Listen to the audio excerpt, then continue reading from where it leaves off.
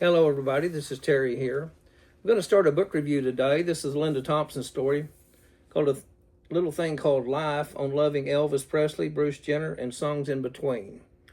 Everyone knows Linda Thompson was Elvis' girlfriend, and this book was written in 2016, and it's the first edition, which that's been 9 years ago now when the book came out.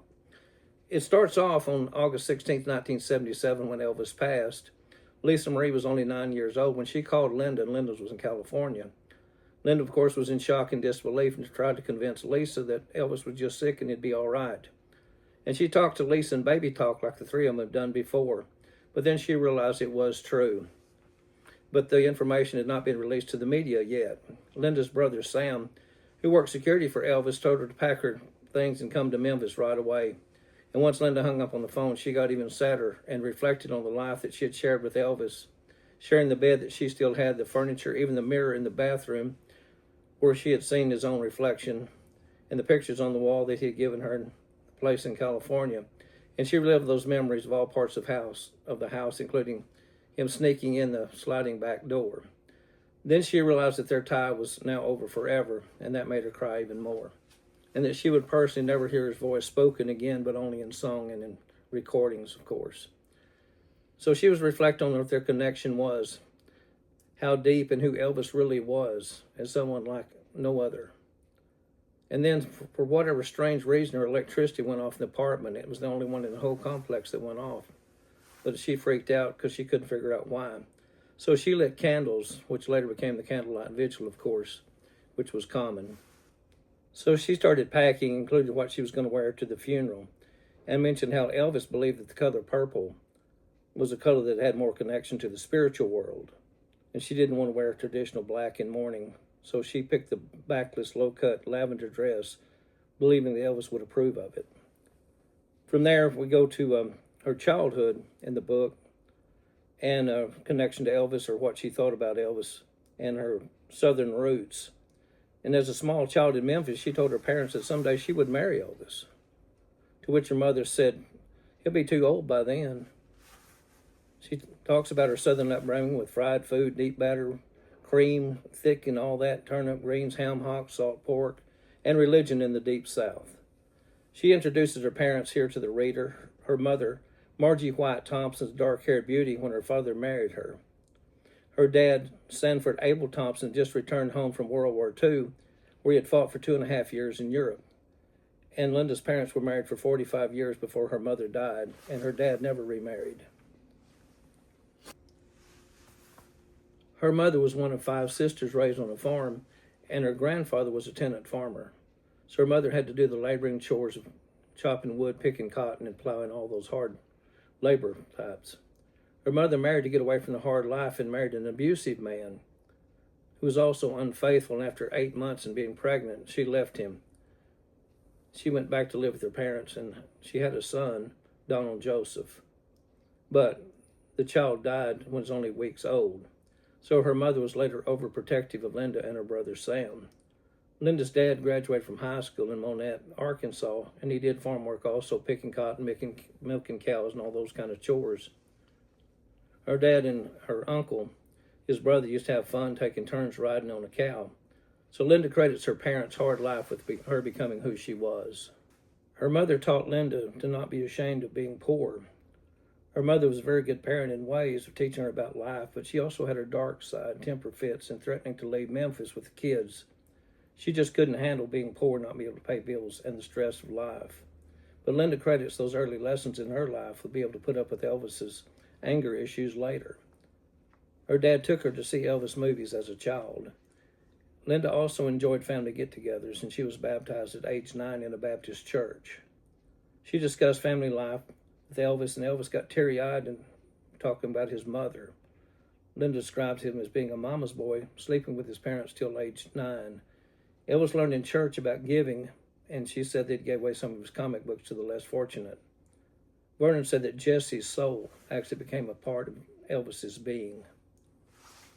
Linda won lots of beauty pageants, and she also got prize money and a new Vega car. She used the money for college. Entering a pageant in Puerto Rico, she met Miss Rhode Island, Jean LeMay. And they became close friends, and back in Memphis, Jean moved in with Linda and her aunt. One evening they wanted to go out and thought about TGI Fridays, but since alcohol was served, they thought, well, had second thoughts about it. Didn't want to look like they were actually looking, so they decided to go anyway. Linda ran into T.G. Shepherd there and asked if she wanted to meet Elvis. Of course she did. She had already met T.G. Shepherd, of course, and T.J. let her know that Elvis rented out the Memphian Theater after midnight. Linda had a commitment but broke it to meet Elvis that night. She figured if he was still married and she didn't really dress to get attention, and she was introduced to everybody as Miss Tennessee Universe to the Elvis group. But he was not there yet when she went to the theater. There was a loud banging on the side door as it was locked, and someone let Elvis in, and he was all mad about it because he had already given instructions to not lock the door, so he went off saying, "Who in the hell locked the door?" He was mad and had this long flashlight he was shining on people individually and telling them it better not happen again. He was dressed like stage Elvis with a cape and all that. Then he flashed the light on Linda. "Hello, honey." David Stanley introduced them and her as Miss Tennessee Universe. Linda was so excited but only joked about him, about Southern life. Her friend Gene didn't get much attention as his attention was already on Linda because she was really, really pretty, of course. She joked about his dress and how hot it was in temperature, of course, and even compared the dress to being a little Dracula tonight. They checked each other out till Elvis called for the movie to get started, and he led the group down the aisle, and his seat was in front of everyone. He had a tray beside him with a Coke. It says Coke, Pepsi. Of course, Elvis drank Pepsi. I'm sure everybody knows. He had mineral water and his cigars there also. George Klein came in to sit beside Linda, and he had interviewed her so much on the radio talk show before that he started calling her Miss Everything. Before the movie began, Elvis still made small talk to Linda and showed her his TCB watch and diamonds. "Roll the movie," Elvis said, and it began immediately, which to Linda showed his power over other people. In the middle of the first movie, Elvis called George and they went to the back of the theater and then returned, and he sat next to Linda. He just kept trying to get closer to Linda and got his arm around her like anyone else would do on a date.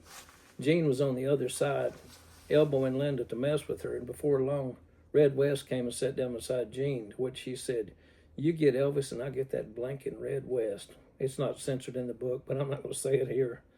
The girls weren't concerned since both men were married, but Elvis told Linda that he was split, but just hadn't been announced to the press yet.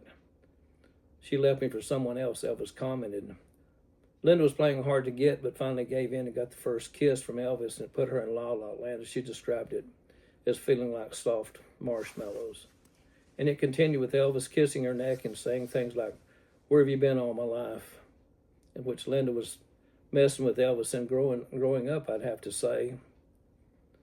And he laughed. This continued, and she never wanted the night to end, even though it went on for hours and hours, as this was a double feature at the movie theater. When the lights came on, she was straightening her clothes, and Elvis wanted her to come to Graceland the next night to meet his daddy. She had a commitment, but she still had to come. Okay, that's the first part of the book review. Remember Linda Thompson's A Little Thing Called Life? And I found it very interesting as I've read almost half of the book itself, including nearly all of the Linda Thompson and Elvis part, which is what we're going to be reviewing here. We'll get the other part done here before long and hope you enjoy both of them.